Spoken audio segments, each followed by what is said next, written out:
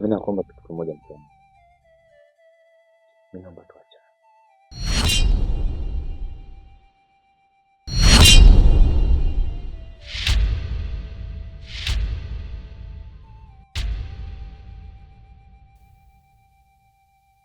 Nafanya hivyo kwa sababu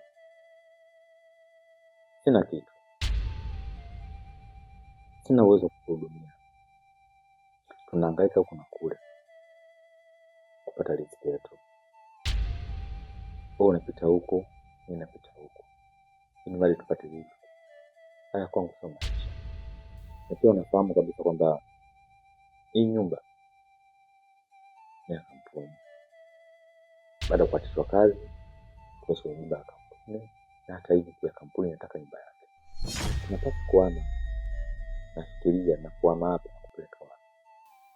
Ninaona bora tuachane ili uweze kupata mwanaume mwingine wa kuishi naye, mwenye pesa zake,